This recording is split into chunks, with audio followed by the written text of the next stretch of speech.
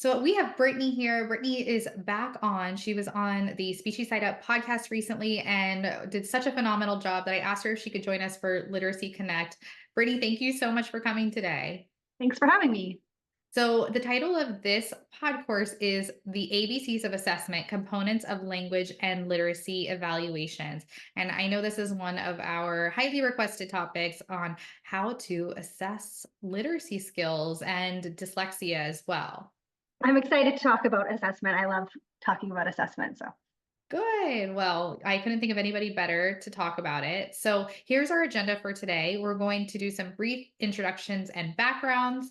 Then, we'll get into a discussion of screening and diagnostic practices. Then, we'll talk about how to monitor progress. We'll get into decoding and language assessments.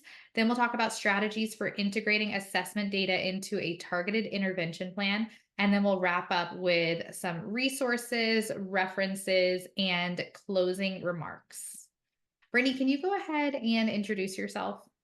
yeah, so my name is Britney. I'm the owner and founder of Language and Literacy Clinic of Manitoba, where we work on advancing literacy through research-backed practices with a particular focus on structured literacy. I have dedicated my career to supporting educators in implementing effective literacy practices. My personal mission is to empower educators with the tools and knowledge needed to create a transformative impact on their students. Through a blend of academic expertise and practical experience, I try to ensure that educators have the resources that they need to cultivate strong literacy foundations and empower their students. I love that so much. And if you are just joining in today, my name is Benita Lipback. I go by she, her. I have a passion for AAC and literacy. And I have had the opportunity to present at local and national conferences, including ASHA, and co-authored the Lou Knows What to Do book series that was published by Boys Town Press. And when I'm not doing speechy things, I enjoy taking tennis lessons, trying new restaurants, and reading books with my 3.5-year-old. And I'll go ahead and share my financial disclosures and then I'll let you share yours, Brittany. I have ownership interest in Speechy Side Up LLC and Tassel Learning LLC, and I receive royalties from Boys Town Press. I'm also an affiliate for Simple Practice and Meaningful Speech, and I am a member of ASHA. How about you, Brittany? So I am receiving an honorarium for this presentation today, and I get commission from any sales that are made with my code.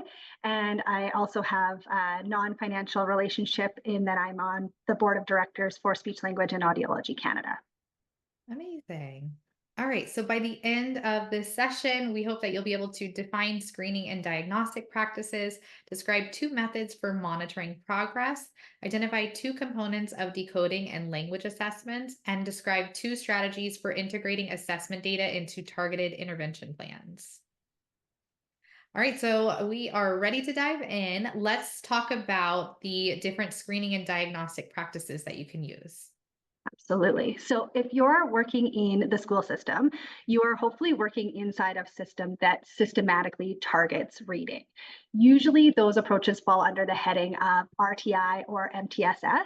So RTI is response to intervention, and I actually like to think of it more as response to instruction, and MTSS is multi-tiered systems of support.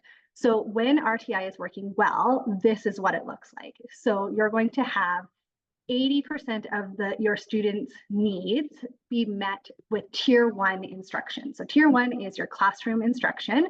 It would be including both whole group and small groups inside the classroom. And then of those students that are receiving tier 1 instruction, we're going to expect that like 15 to 20% of them are not going to get everything that they need from just that tier 1 instruction alone. So then we layer additional tiers on top of it. And the tiers refer to the amount of support that we give a student. So you're not a tier 2 student, you're receiving a tier 2 level of support. So if you are not meeting your benchmark goals with just tier 1 instruction, then you're going to receive tier 2 instruction. So that can be inside the class or outside of the class.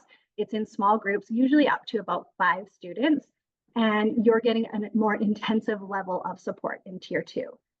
Then on top of that, if that tier 2 is still not meeting your needs, then you would receive a tier 3 level of support. Usually the students receiving in the tier 3 level of support are students who are already diagnosed or we presume they're going to get a diagnosis of some kind. And what you're doing is you are increasing the intensity of the supports for them. So tier 3 is going to typically be with 1 to 3 students working on a very specific skill.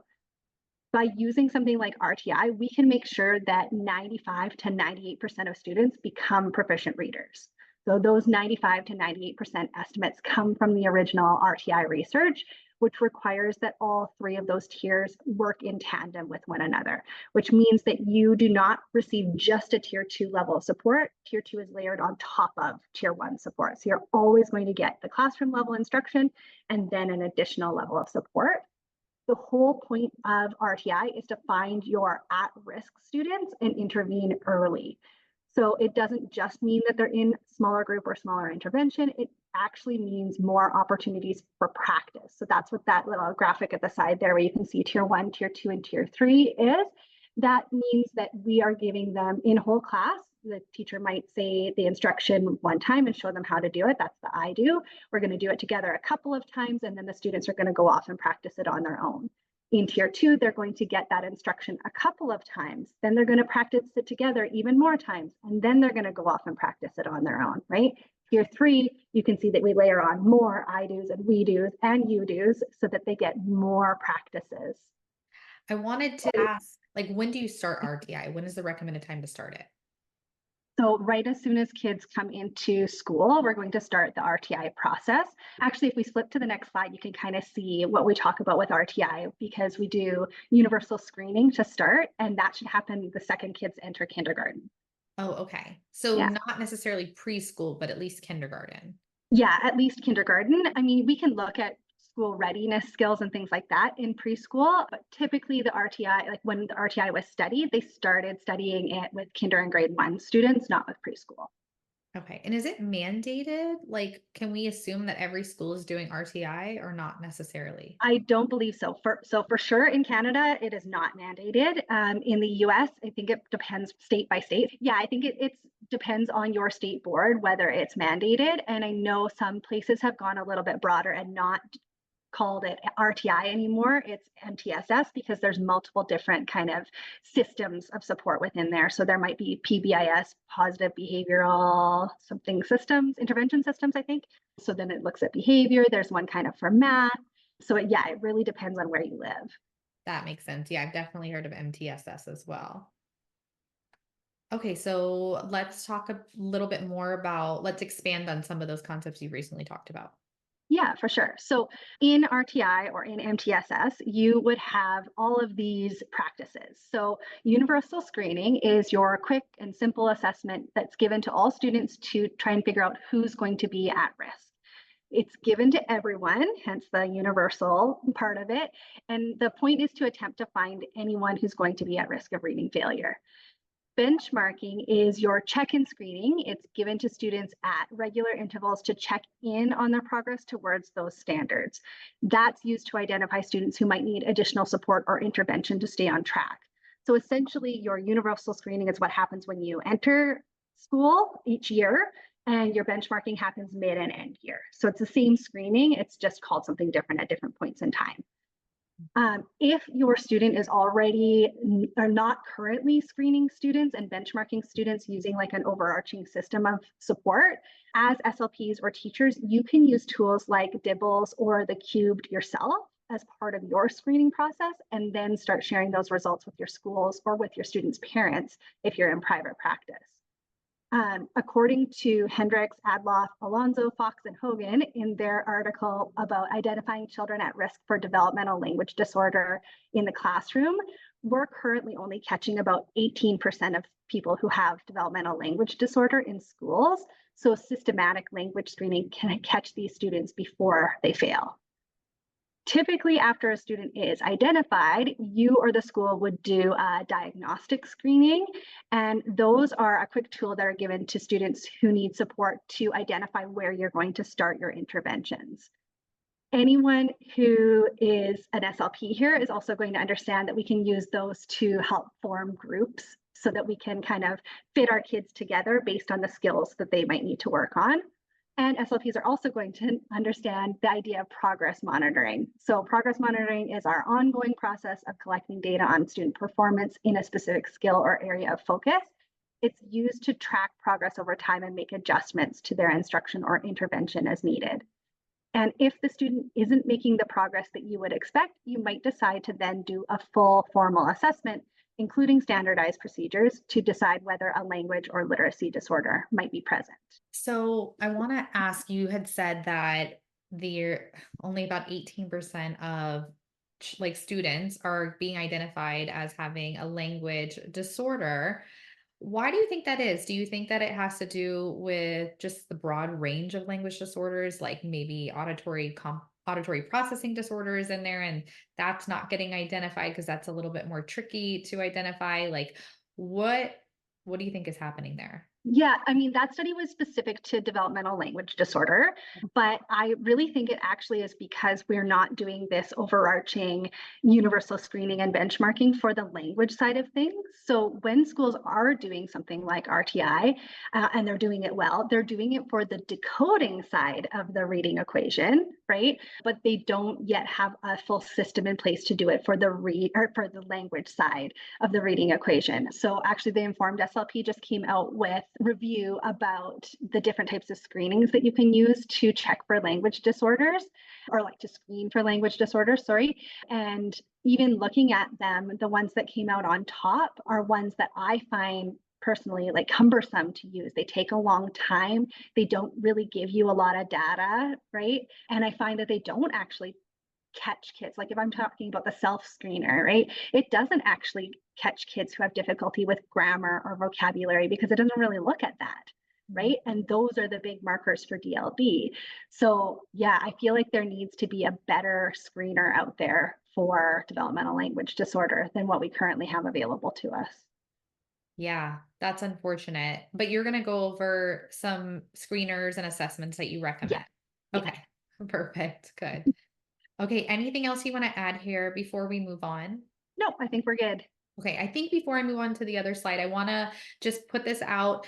Anybody that's watching this today, go ahead and let us know in the chat if you've used any of these screening practices before, or like how RTI works in your school district, or what do you call it in Canada? Do you call it a school district or? So most of Canada is school district. In Manitoba, where I live, we call it school division. But I Okay. try when I'm doing these kind of presentations, I usually just say district because all us Manitobans know that that refers to division for us. Got it. That makes sense. Okay, perfect. So let's dive in a little bit more into the methods for monitoring progress. Yeah, for sure. So progress monitoring is a bit like checking your map regularly just to make sure that you're on track to your destination, right? We do it to make sure that students are making improvement over time and to spot any areas where they might need extra help. There are two different types of progress monitoring, and both are needed. So the first type tells us whether a student is on track to meet their end of year benchmark goals in decoding or language comprehension. For that, you would need to use a standardized screening tool, something like Dibble's 8 or Acadience. The second type of progress monitoring tells us whether they're learning the concepts that we're teaching them. And I would say, as an SLP, and most of the SLP based trainings that I've been part of, this is what we're more used to when we're talking about progress monitoring is like, I have this goal for my student. Are they making progress towards this goal? That type of progress monitoring can come from your specific program. So if we're doing decoding and say we're using UFLI from the University of Florida Literacy Institute, they have weekly progress monitoring built in, or it could be more informal. So if you're say working on the AI and AY spelling patterns, you would want your students to read and spell words and sentences with those patterns so you can see whether they've mastered the concept or whether they need further teaching in that concept. If you're working on something like vocabulary, you would use maybe a 1 to 5 rubric to determine how well the student knows a set of words or affixes maybe before you start a therapy block. And then you'll monitor progress by checking in on whether their rating improves for that set of words at each of your check-in points. A student could be learning everything they're being taught, but the pacing might be off. And if that's the case, then they're not going to meet those year-end goals still. So progress monitoring tells us whether we need to increase the intensity of our intervention. Got it. What type of progress monitoring tool do you recommend for checking like phonological awareness? So phonological awareness, I actually do really like the PAST, so from David Kilpatrick, the phonological awareness screening test. I don't use his intervention tools because they've been called into question just with his advanced phonemic awareness and the idea that you can do phonemic awareness in the dark or without letters attached to it. But the thing that I like about his screening test is that it's timed. And we really do want kids to be able to answer questions about phonemic awareness quickly, right? Because those are like split-second decisions that you need to be able to make as you're reading so that you don't sound robotic as you're reading, right? So even though something like the TILS has phonemic awareness built in, and I still do that subtest, or the CTOP, I've used that quite a few times, and it has the rapid automatic naming component that I really like of the CTOP. But I find that the PAST is so quick and easy that I actually can have like my speech and language assistants at the schools do it, and I can check in on the data on it too. So it doesn't always have to be me doing it. Whereas if it's more standardized, it's going to have to be me or a teacher doing it. Hmm. That makes sense. Okay, perfect. Is there anything else you want to add here before we move on? I think we're good. So, who needs that intensive intervention? So in terms of multi-tiered intervention frameworks, students referred for intensive intervention have been insufficiently responsive to the core instruction, right? So that tier 1 instruction, they haven't met their benchmarks at that tier 1 instruction, so they need more intensive support. So those would be students in a tiered intervention program who haven't responded to evidence-based secondary intervention or other standardized remediation programs. They would also be students with really low academic achievement or severe behavior problems who aren't making adequate progress in their current intervention program. And they can be students with disabilities who aren't making adequate progress in meeting their IEP goals. So, who is taking over in tier two? It really depends on the system, how the system is set up in your school district. So some places have what's called intervention teachers. Some people have like literacy coaches in their schools. There's, different places have put different words on these teachers, right? But generally they are an educator of some kind, usually a classroom teacher who has been a classroom teacher for a little while and then has now been pulled out to work more intensively with students. And again, different places have different ways of training those people. So sometimes it's just like, oh, you were good at reading in your classroom. Here you go. You get to have all these kids who are struggling with reading, right? And they have to just kind of figure it out on their own. Whereas other places require that that person maybe is a reading clinician and they have additional training. Some places actually use SLPs as those literacy supports. So we have extra training in literacy, right? So yeah, it really, really depends on where you are as far as how that happens. But generally it is like an additional teacher. It's not the classroom teacher, especially at a tier 3 level. In tier 2, depends on how your schools kind of set it up. Sometimes they're getting pulled out for tier 2 supports, and sometimes those tier 2 supports happen from the classroom teacher in the class. And there might be a co-teacher that comes in, or even just an assistant that comes in and deals with the rest of the class while that tier 2 grouping is happening inside the classroom. Okay. Is there any data on the percentage of students that get the tier two support and then go to tier three or go back, I guess to tier one? Right. That would really depend on the programs that are being used. So I know like each district generally should be taking that kind of data to determine whether their students are being able to move up or down, right? It's interesting because generally you want to be taking data, like progress monitoring data on those students as they go, right? Like, so say your intervention block is an 8-week block, you want to be progress monitoring every probably week and a half to 2 weeks inside of that 8-week block and changing your instruction as you go. But if you are seeing that your student isn't on track So they're not following their sort of growth line. Let's say we're checking words read correctly for a grade 1 student. And so I believe the grade 1 student benchmark is around 22, 23 words at the end of the year in a minute. And let's say they read 2 at the beginning of the year, then you're going to be able to have a line that goes from 2 to 22, right? So I don't know what your school year is like, but ours is September to June. So September goal, they're at 2 in September, they're heading to 22 in June, and this is what their line looks like, right? So then you're going to monitor progress as they go, and you're going to put in your data points. And if their data points are not making that, like following that growth line, right, then we know that what we're doing isn't intense enough for that student. And so then they need to be moved up. So that could be you're just taking that data at tier 1 and you're realizing they're not getting enough. And that's your data that shows that they need more intensive supports. I've also seen it with students who they're in tier 3 and they're they're on track to meet that year-end goal. And so then we're like, hey, maybe this is a student who doesn't actually have dyslexia and doesn't need quite so many repetitions. So let's put them into tier 2. Let's pull another student who's not making as much growth up into tier 1. And then at your next sort of benchmarking spot for those kids, so at your 8-week spot, when you're deciding what you're doing with your groups and whether kids are moving group to group, if they haven't moved enough in tier 2, then that's your reasoning to say, nope, that student actually needed tier 3 supports. Does that make sense? Yeah, no, Yeah. I appreciate you explaining that. Is it fair to say that in tier 1, if the instruction isn't done well, that a lot of kids might have to go to tier 2? Yes. So lots of places right now, while we're busy trying to, switch to following the science in reading, have kind of an inverted triangle, right? So they have, some kids who are meeting what their goals are based on just tier 1 instruction, because we have about 30% of kids who will figure out how to read no matter what we do with them. Right? But that means that we have 70% of kids who are not going to figure that out on their own, right? So there's a pretty intensive need. I keep using that word intensive, but we need to change things fast, right? Because there's a whole group of kids who aren't getting what they need in literacy.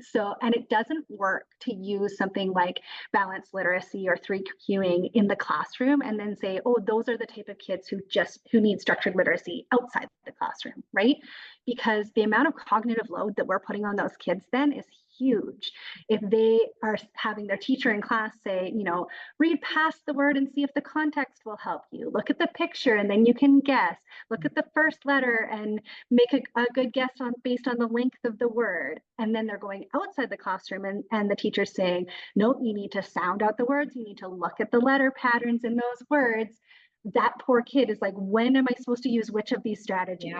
Yeah. Right? So, and they're not actually getting layered support because they're getting completely different things, right? So you really want your tier 2 and your tier 3 to really be the same thing that they're getting in tier 1 if tier 1 is evidence-based instruction, just at a higher intensity level. But yeah, I think there's still a lot of work to do and a lot of systems to actually change what those triangles look like right now. Well, so I spoke with Elizabeth, the reading SLP, yesterday, and she shared the statistic that around 30% of children are like meeting grade level reading. And you're saying that 30% of kids will figure out reading on their own. What does that mean? Yeah. Does that mean that like we are totally off the mark when it comes to reading instruction? Yes. Yeah. Oh, wow. That's pretty much precisely what it means.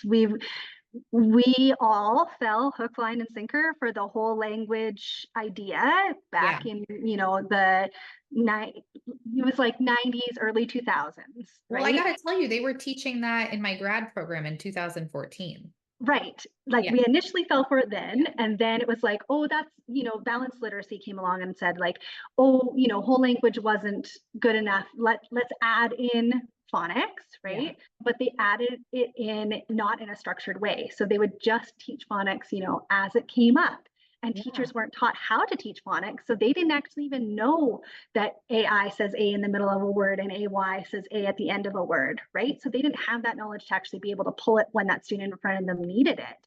let alone teaching it explicitly to everyone, right? So yeah, I mean, as an educational system in North America, but also in like the UK, in Australia, in New Zealand, we all fell for it. And so now we got to undo it. Yeah. Okay, so I are you a parent? I don't know that we've I spoken. am. Yes. Yeah. Okay. I have 3 kids. Okay, so if you see your child in a classroom and you like see how the teacher is teaching literacy and it's not structured literacy, like do you say something? I think that you can, but you need to do it in a really tactful way because teachers only know what they know, right? Like we can't really blame teachers that they weren't taught this in their educational programs, right? They spent a ton of money on their educational program, just like you're talking about, Yeah. right? Same thing with When you SLPs. I went, mean, I didn't know yeah, any better until I started talking with everybody here in this conference. exactly. Right. And, they're trying to meet the needs of not only literacy, but behavioral difficulties and math and, this whole broad range of things. So when systems change, they really need to change in both directions where they're getting support from like their school districts and their principals, and there's like sort of some top down help. And also these classroom teachers who are realizing what I'm doing isn't enough. Like there's still a bunch of kids that I'm missing, and they're starting to do some research, and it's coming at it both directions.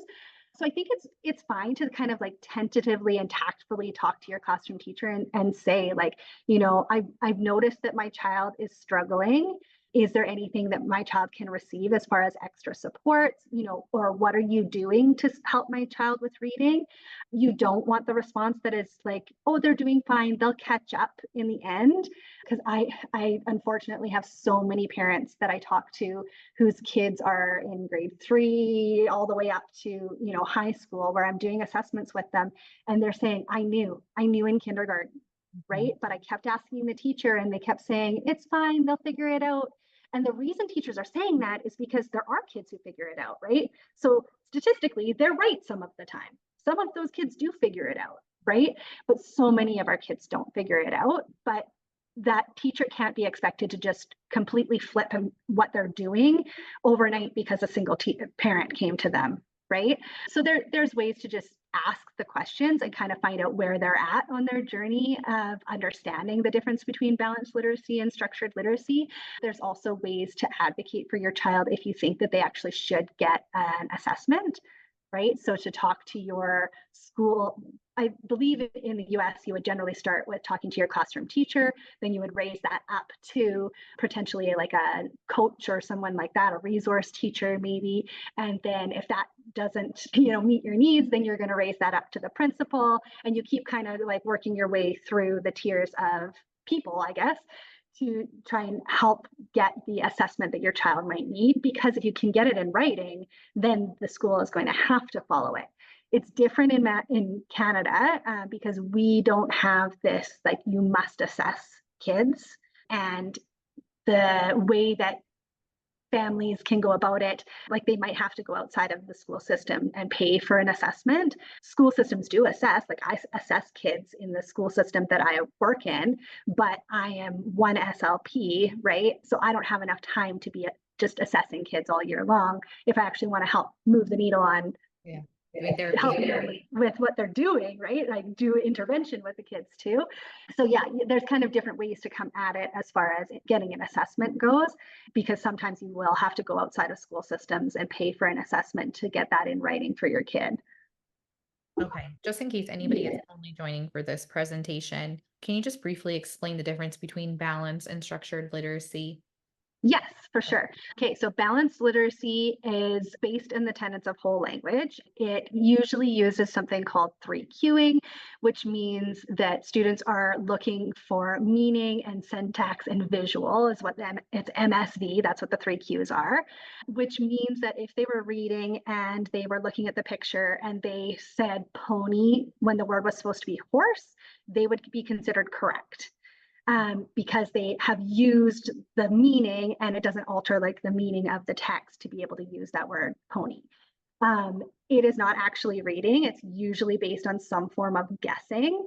And typically we see kids who do well with this. They're usually kids who have stronger language skills, and they're doing okay until about grade 3 when we switch over I mean, it's a false dichotomy to say that there is a, learning to read and then we swap and it's reading Yeah. to learn, but it is this continuum of going from learning to read to reading to learn. And when you have to use the text in front of you to actually gain information, that's when we see kids fall down, right? Like, we're not going to have pictures that show metamorphosis necessarily. And maybe that's actually not a good one, because we can put more metamorphosis into visual, Dichotomy, but like you just dichotomy, mentioned. exactly. Right? Like, you're not going to have pictures with that. And even if you do, it's like one little visual. It's not going to be for every word on the page. You're not going to be able to get that scientific information that you need from the text.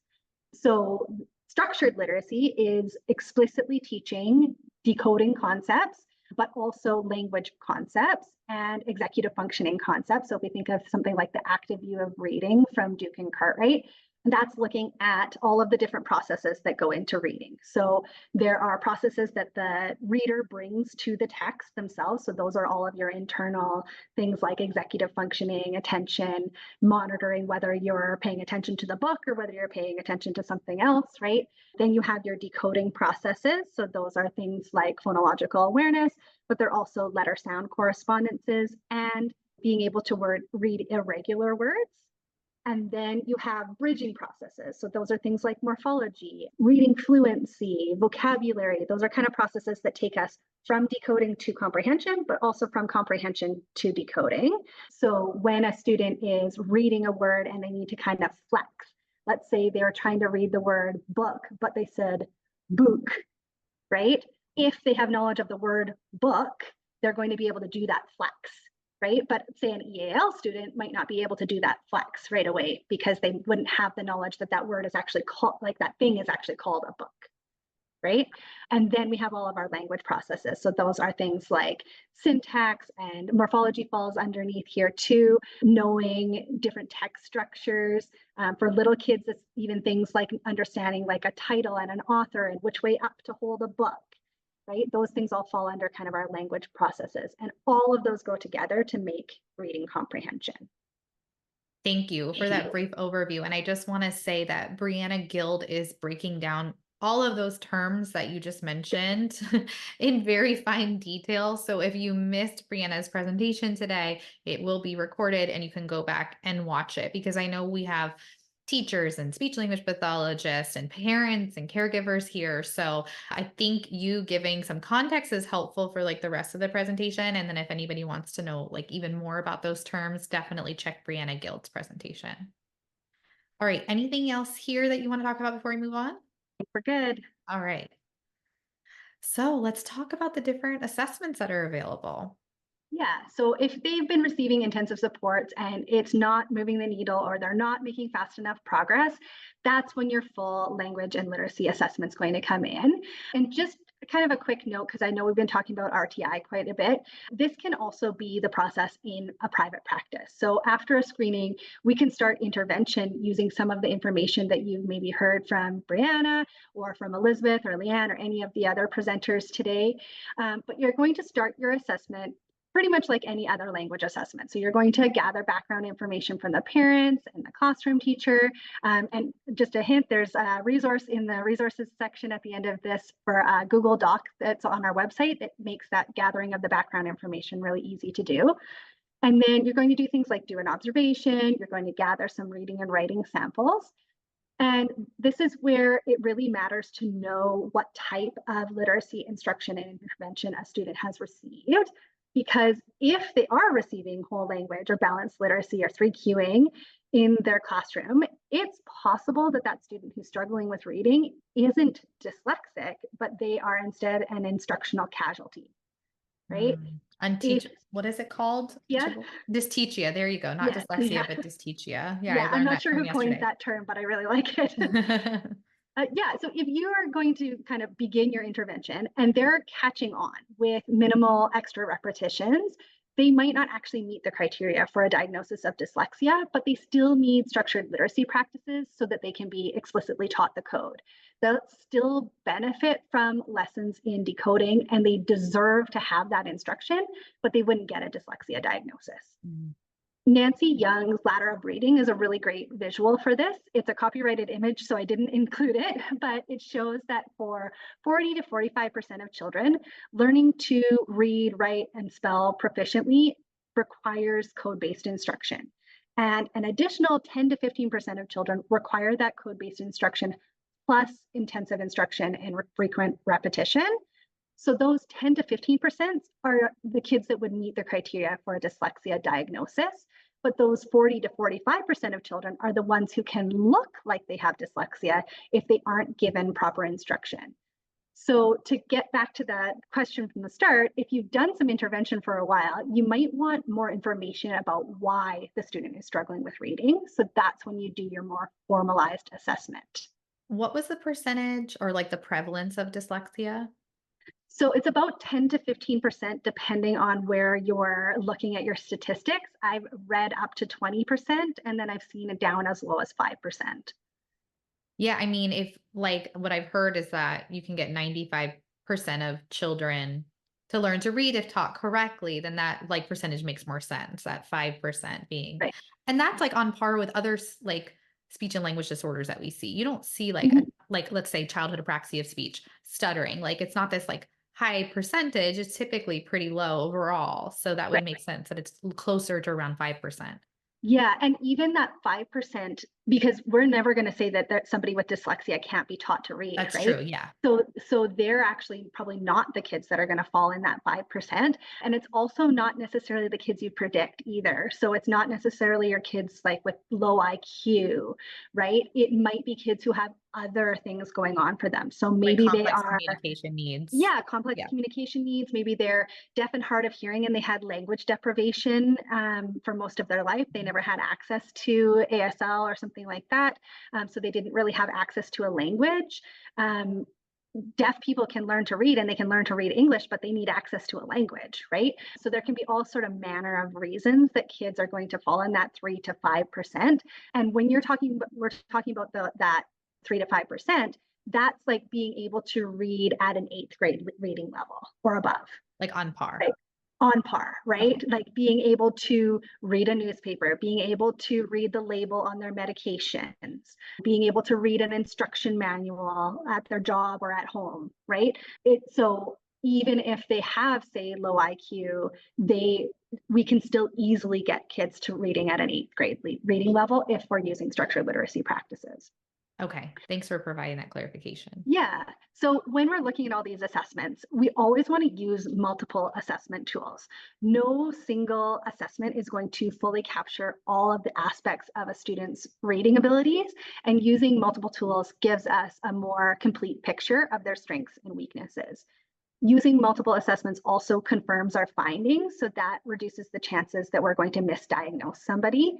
And it helps us to distinguish between different reading disorders and other learning disabilities. So say I do some of my assessments and I'm realizing that maybe there's some like memory components here or anxiety, or I'm wondering about attention. That might be when I would, tap my school psychologist on the shoulder and say, hey, I think that there's some things here that you need to assess so we can really understand why this student is struggling with reading. We're still going to use structured literacy practices with them if they are struggling with decoding, but we want to kind of understand why they're struggling with decoding. Like, say they have ADHD and they have attentional difficulties, would them, receiving therapy and going on medication actually make them be able to attend better to tier 1 instruction, and then they don't actually need tier 2 supports, right? Yeah. You're never going to, though, administer all of these assessments. So you would pick and choose based on what you know about that student from your observations or your intervention and from your background questionnaires. And I just wanted to make a quick note about the CELF because I've included it here, but personally, I've almost fully switched to using the TILS instead as my comprehensive language tool. And that's because the sensitivity and specificity of the TILS is much stronger than the CELF. So if we take ourselves back to our grad school days for a second, if a test is really sensitive, it means that it can accurately detect most people who do have the condition that it's testing for. And if a test is very specific, it means that it can accurately rule out people who don't have that condition. The TILS assesses language at multiple levels. So it's looking at sound level, word level, sentence level, and discourse level. So it gives us this more complete picture of a student's language abilities, where the CELF primarily focuses on separating receptive and expressive language skills. And that can be really misleading because we actually use both in everyday communication. They're not separate. So if I'm reading a sentence, that requires receptive understanding of Yeah. that sentence, and then I have to mentally process it to be able to respond. So the TILS is basically giving us a more accurate and more actionable understanding of a student's language abilities. I appreciate the explanation of like why you've chosen one or over the other because it makes a lot of sense. Okay, anything else you want to cover here before we move on? We're good. Okay. So what is this quadrant model for diagnosing reading related disorders? So once you've assessed the student, you're going to need to compile the results, and you're going to have to kind of decide where they're at. So are they mostly low in sound and word level assessments, and their listening comprehension and narrative structure and syntax is okay? If that's the case, then and their standard scores are below the average range, then you can be fairly confident in a dyslexia diagnosis, right? They're going to fall in that dyslexia quadrant. If their decoding is within normal limits, but their comprehension and vocabulary is low, then you might be looking at a student with developmental language disorder. And DLD and dyslexia are co-occurring disorders. MacArthur, Hogbin, Edwards, Heath, and Mengler in 2000, they pooled study samples from prior research to examine the proportion of children receiving services for DLD or dyslexia who would also meet the diagnostic criteria for both disorders. And they found that 55% of children with dyslexia can be classified as having DLD, and 51% of children with DLD can be classified as having dyslexia. So it's very possible that the student that you're working with can have both decoding and language needs. This can get a little bit messy though, because we know that some of the most common language markers for DLD are vocabulary, syntax, and narratives, among other areas. But older students with dyslexia often have lower vocabulary and syntax scores. The best way to gain new vocabulary and complex syntax is through reading. And if they have dyslexia, they're not reading grade level materials. So their low decoding skills will affect the rate that they're able to learn from reading, so they can appear language disordered when again, the issue is actually that they haven't been exposed to the structures at the rates that we'd expect based on their age. So either way, we're going to work on those missing skills, but making the actual diagnostic decision is complex. So that's why you'd be wanting to use multiple tools and just making sure that you are corroborating your own findings as you go so that you can decide really whether they meet that diagnostic criteria. Another note here is that as SLPs and as educators, we're going to play a role in both remediating and accommodating. So we need to teach them the skills that they're missing, but we also need to make sure that they have access to grade level materials in the meantime. There's a few different ways that we can do this, but the most common and honestly the easiest ones are through audiobooks. So Libby is a free app and it's accessible across North America through all of our library systems. Listening to audiobooks through an app like Libby gives the same level of access to the language components of reading that actually reading a book does. And you don't need to follow along with the words as they're read to get that benefit.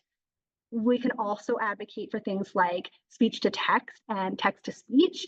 Both of those are available in all Microsoft and Google products, just built in already. We never want to use them as a blanket recommendation that's always used because we want our students using those new skills that we're teaching them, but they can be taught how to use those tools strategically for certain parts of assignments in class, for example. Yeah. Thank you for sharing that.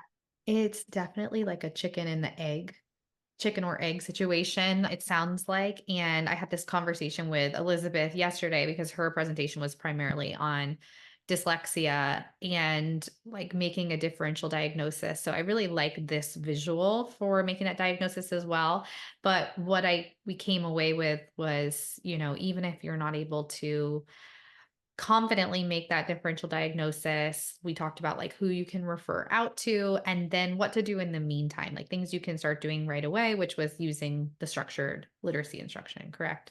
Absolutely. Yes. Okay. All right. Are you ready to move on? Yep. All right. So can you explain what this is? I love like this example here. It looks like this might be something that you scored or Yeah, so we're going to just talk about how we can integrate our assessment data into our intervention plans. okay. So let's say you started with the full standardized assessment, you're still going to need to do some diagnostic screening to determine where to start in a scope and sequence of decoding skills or what aspects of language you're going to target. So your standardized assessment might tell you that there are decoding delays, but it won't tell you where to start in working on them.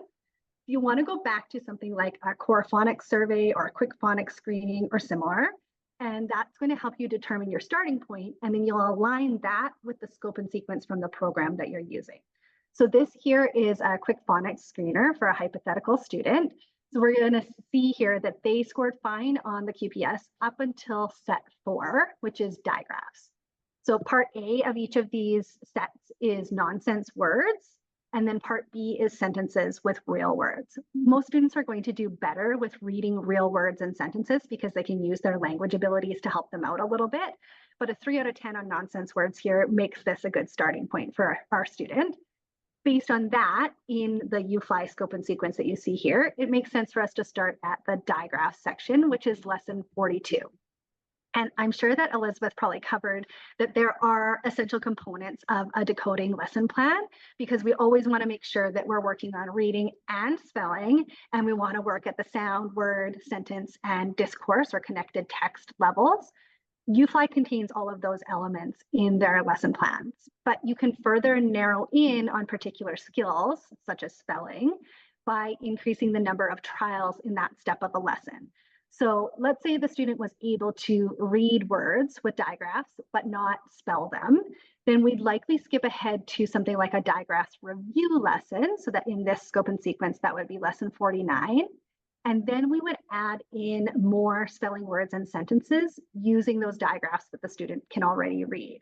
So if your base plan in general is just to have students spell 5 words and 3 sentences every time you get to that sort of step of your lesson plan, you might actually reduce the amount of time that you spend on a visual or auditory drill so that you could add more words and sentences to the spelling portion with that target skill in them. We're always going to move as fast as we can, as slow as we must. So programs like UFLI are interleaved, which means that the concept keeps coming up in lessons long after the lesson that you've taught it. So once you've taught the CK digraph in lesson 44, it's going to come up repeatedly in lessons all the way through to lesson 128. That allows us the ability to move on in our scope and sequence, knowing that the skill that they're struggling with is going to come back and we're going to get to reinforce it in every single lesson as we go. There's a lot of research that supports interleaved practice as opposed to practicing to mastery. So by mixing different topics or skills within a single session, students are more likely to retain that information over the long term because the method forces the brain to continually retrieve different pieces of information, and it strengthens those memory connections to that new skill. Focusing on one topic until it's mastered can lead to short-term retention, so they can look really good for a period of time, but then it often results in them forgetting once the focus shifts to a new topic. And I think as SLPs, we can actually see this really well if we think of like our speech sound disorders kids, right? Even if we're thinking of just a straight up articulation kid, and I've worked on L for a period of time with them, and then I'm like, okay, well, L is done and dusted. We are ready to move on, and we work on TH for a little while. And then you're like, wait, where'd all those L's go? We had them, yeah. right? And that's because we do this practice to mastery thing when actually what we should be doing is interleaving our concepts. So interleaving teaching helps our students to transfer what they are learning to new situations more effectively because they're going to practice retrieving and applying that knowledge in different contexts, which is crucial for our real world application. So essentially interleaving helps with carryover, which is what we really want for all of our kids. So can I ask, you're teaching, let's say, letter sound correspondences with consonants. You would recommend also like work on writing those letters at the same time. And instead of waiting to start the reading with those letter sounds, like, because what I'm doing right now is reviewing all of the mastered ones. You're saying, like, start working on actually reading. Yes, yeah. So I would say as soon as they have like two sounds that can go together, Yeah. yeah, Okay. then you want to work on reading almost right away. Wow. The caution that I would say about writing is if your student is, or your child, I would assume in this case, is below kinder, we can't expect them to have the fine motor skills for writing those letters yet. And we want to be really careful to like not overly force the fine motor because Mhm. the bones in their hands actually just aren't even fully ready for it. So that doesn't mean that we can't, make Play-Doh letters, right? Or use stamps in Play-Doh or use stamps on paper or have mom write the letter and us, trace it with our finger as we're doing them, right? There are ways to reinforce letter formation without actually picking up a writing tool until they're actually ready for that around kindergarten. And this is important also because of that multisensory component, right? Mhm. Okay. It's all coming together, like, from speaking with everybody, it's making a lot of sense. Yeah. Is UFly, like, like, free and accessible? Is it something you have to pay for to get access to? So the manual itself is $70 Okay. US plus shipping, but everything else that goes with it is free online. Oh, So wow. the all of the PowerPoints, all of the extra support for small group, everything like that is available for free. And honestly, I was doing this for a few years before UFly came out, and I was creating these lesson plans for myself, and it was so much work to do Mhm. this for kids because you're trying to do this interleaving thing on your own.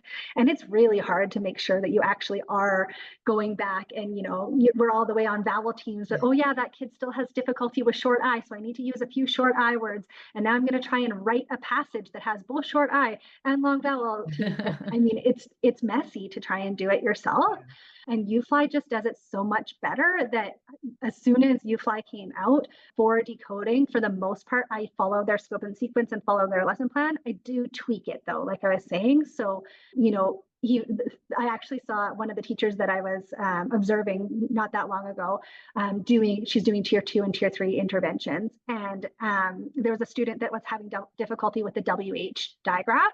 And so she used, those little flags that we use like for on the edge of a notebook or whatever, Yeah. to find your page or whatever. It's like Yeah. a sticky note, but those little teeny tiny ones.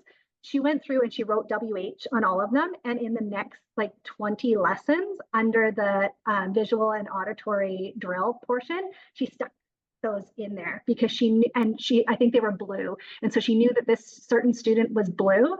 So then that's her cue that that student is going to need her to ask, what's the sound for WH, right? And then also say, ooh, and have the student write W and WH for that Mm. sound, right? So it's really easy to kind of tweak those lessons if those following lessons didn't have that WH digraph in them. In this case, the student was like way past the digraph section in the UFly scope and sequence, but just was not catching that one every time when spelling. Oh, wow. No, I agree. I think having something that kind of lays it out for you makes it so much easier. And I just forgive my naivety. UFly would be like equivalent to like an Orton Gillingham or Wilson. It's like an approach. Yeah, well, it's actually a curriculum. Okay. So it's not an approach in that like I have my Orton Gillingham training as well, and that's more like your broader understanding of how it works, right? Okay. And I mean, there are different scopes and sequences depending on where you took your OG training. Different people have different scopes and sequences, whereas Wilson is an Orton Gillingham program, Mm, right? UFly is a structured literacy program. So it is not Orton Gillingham, it's just structured literacy. So it's based in the science of reading, right? oh, In the science of how kids learn how to read. okay. Mhm. I'm from Florida. I'm proud of the that this is a resource from Florida. We You don't have get lots credit of for a really lot of good things. stuff coming out of Florida. Yeah. No, UF is a good school. All right, let's talk about integrating assessment data into your intervention plans now.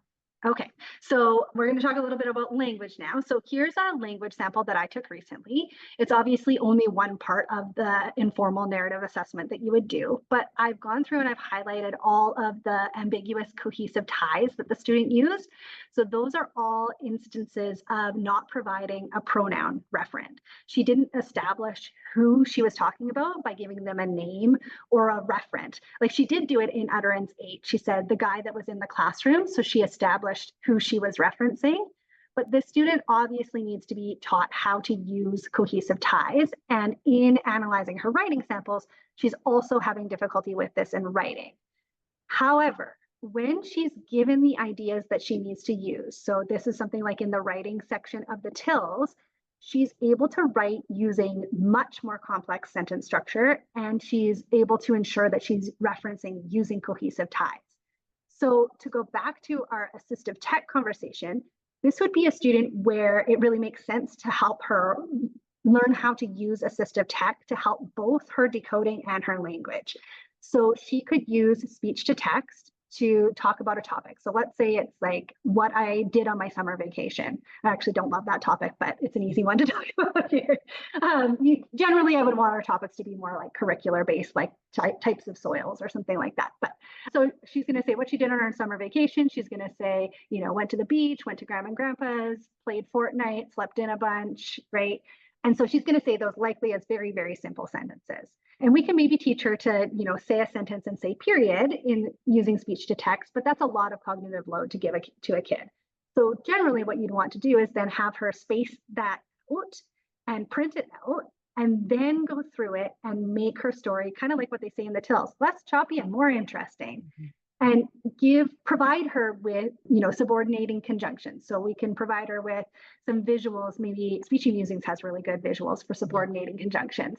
So, you know, once, until, when, since. I want you to combine your sentences using these words. So she can do that, paper and pencil, right?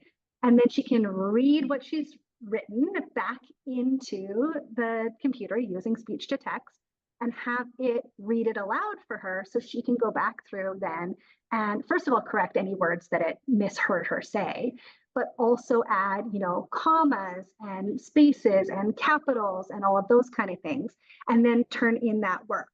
Because right now for this student, the teacher's giving her a topic like, what did you do in the summer? And she's sitting there staring and maybe getting one sentence on the page. But she has the language skills to be able to do it. She just needs supports because she both doesn't know which, you know, vowel teams to use or which digraphs and things like that as she's writing, because she does have a dyslexia diagnosis.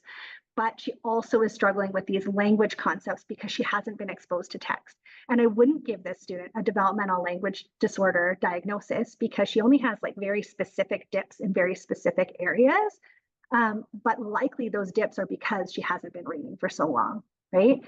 I will say though that I am a huge advocate of integrating classroom topics and materials into our language and literacy sessions. So our goal is always carryover so that our students can use those skills that they've learned in our sessions outside of therapy. And part of our role in language therapy is increasing their background knowledge of curricular topics so that they can transfer their learning into the classroom and beyond that. Talking with classroom teachers is huge, even in private practice, to make sure that we're actually moving the needle for our students in something that matters for them in their real life. I appreciate this example. I feel like it really explains like why someone could benefit from assistive technology, like while working on that structured literacy as well. All right. So what is this all about? Yeah, so just to kind of wrap us up, I wanted to talk about how in all aspects of language and literacy intervention, we want to ensure that we are embedding data to ensure that we're meeting those goals that we set out to target. So this is from one of the IES practice guides, and they are fantastic to if you just Google IES practice guides, you'll find ones for different age groups and ones that are specific to structured literacy. But this one specifically recommends making data part of an ongoing cycle of instructional improvement. So you're always going to collect a variety of data about student learning. You're going to interpret that data. So we've talked about that already. You're developing a hypothesis about how you're going to improve the student data. And then I'm going to go in and actually intervene on that. and modify my original instruction that I was doing, right, to increase their student learning. So say for this student, I'm going to try and teach her how to do all of those things with assistive tech. And then I need to go back and check, okay, did that actually increase her use of cohesive ties or not? Right. Mhm. And if it didn't, then I need to adjust, I need to interpret that data again and adjust what I'm going to do to try and make it so that she is able to learn how to use cohesive ties, because that's going to matter for her in the long term. So the key question that we're asking is, is the instruction that we're doing right now, is it meeting the needs of that student or that group of students? And then how can we adjust our instruction to better meet the needs of this student or group of students? We just have to consistently ask ourselves these questions and use data to inform our decisions that we're making so that we know if we need to intensify that instruction or not. That makes sense. And can you explain what is IES? What does that stand for? I, but as I was saying it out loud, I was like, oh, I can't remember. It's okay. I think it's intensive education. I can't remember. Support? I'm bad with We that. can take a little Yes, guess. yeah. It's from like the U.S. Department of Education. Okay. Well, I wrote it down, so I'll definitely be looking into that a little bit further. And Nicole's here. Nicole's really good at like not fact checking, but getting our links for us. So, Nicole, if you find that, can you put that in the chat, And please? actually, you know what? It's in the references now that I Oh, think of great. that. Okay, perfect. We're moving right there too. So, here are the references. We've got a nice long list here and then some resources. Do you want to talk about those? Sure. So the first resource is just that background questionnaire that I mentioned earlier. So it's a Google Doc, and it also has, if you're a Microsoft school, it has instructions in it to switch it over to a Microsoft form. And I really like using them as forms that I send to classroom teachers to gather background information from for my students.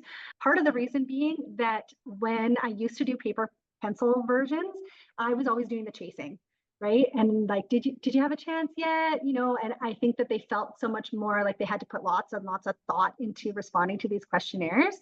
When you send it out using Google or Microsoft Forms, first of all, you can set it so Google or Microsoft Forms follows up for you. So, Yeah. when you get those little, like, you haven't responded to this in Mhm. 3 days notifications, Google's doing that for you automatically. So I, as the SLP, don't have to do that follow up. And the person on the other end knows that it's not me doing it. It's just Google reminding them. So I've had a 100% response rate since I've started doing this. And I've been doing it for about 3 years now. But I also find that, well, you can see how long it takes. So this one takes about 20 minutes for teachers to fill out, and they don't feel that added pressure of like adding all sorts of information. It just has, check boxes for the most part, and some little like, is there anything you want to add about expressive language? Is there anything you want to add about reading? So they can fill it out really quickly.